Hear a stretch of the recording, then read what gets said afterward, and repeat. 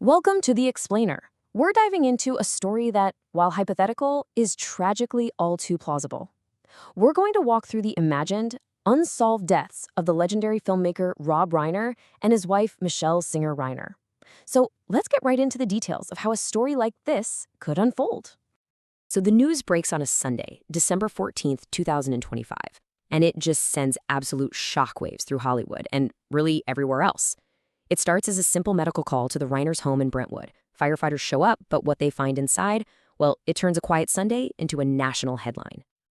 So, a Hollywood tragedy, a celebrated legacy cut short. To really understand the impact of this, you have to remember who Rob and Michele Reiner were. We're not just talking about Hollywood here. Their legacy is like woven into the very fabric of our culture.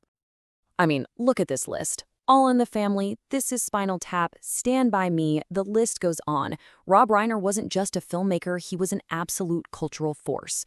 Think about it. He started out as Meathead on All in the Family, which totally defined how a generation talked about social change.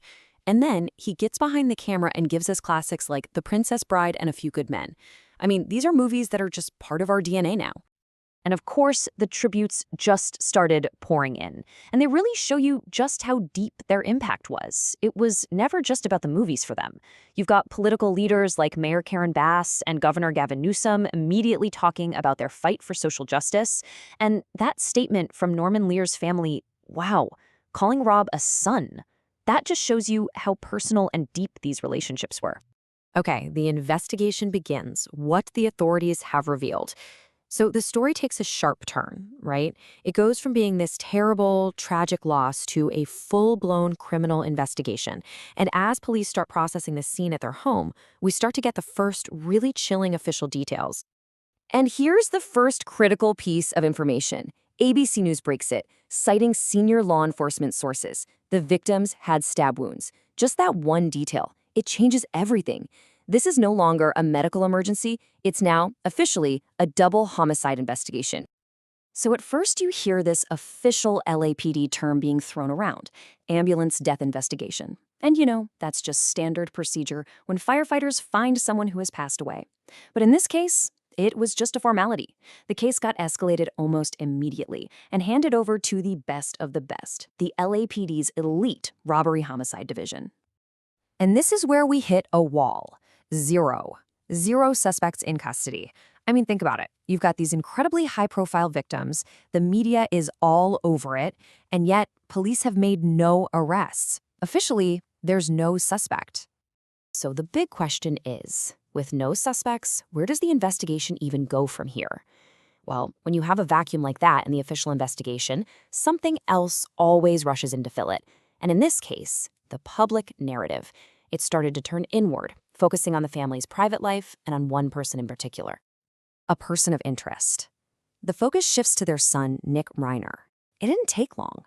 Pretty soon, you had multiple media outlets all citing these anonymous law enforcement sources, and they all started pointing to one of the Reiner's 3 kids. And just like that, the entire story shifts. It's no longer an outside job. The focus is now squarely inside the family. And this is so important to understand. You've got 2 completely different stories happening at the same time. On the one hand, you have the official LAPD line, which is very careful. No suspect has been identified. But then you have this powerful media narrative that's just exploding, and it's all focused on their son, Nick, especially since he just moved back home. Yeah, and those sources talking to ABC News said Nick had been struggling. He had just recently moved back into his parents' house, and it was supposed to be this temporary thing, right? A way to help him get back on his feet. This one detail just adds this incredibly personal and complicated layer to an already heartbreaking story. A history of addiction. Nick Reiner's public battle with substance abuse. Now, you might be wondering why the intense focus on Nick. Well, to get that, we have to look at a history that he's been very open about for years. This isn't just the media making things up. This is coming from his own story, in his own words. And this timeline really lays it all out. It's a long, tough road. He's in rehab for the first time at just 15. What's really fascinating, though, is how this struggle was all tangled up with his family's creative life. I mean, in 2015, he actually co-writes a movie with his dad, Being Charlie, which is based on his own life and his experiences in rehab. And he was brutally honest about it. In an interview back in 2016, he talked about this unbelievably rough time where his addiction left him homeless. Just listen to this. I was homeless in Maine. I was homeless in New Jersey. I was homeless in Texas. This quote, it just shows you how severe this battle really was for him. And he was just as candid about how close he came to dying. He put it this way: "When I was out there, I could have died. It's all luck. You roll the dice and you hope you make it." I mean, he didn't sugarcoat it at all. He knew it was life or death because he lived it. So, an unfolding story, known facts, and lingering questions. Okay, so where does all this leave us? With a case this tragic and this unresolved, it's so important to step back and separate what we actually know from the huge questions that are still hanging in the air.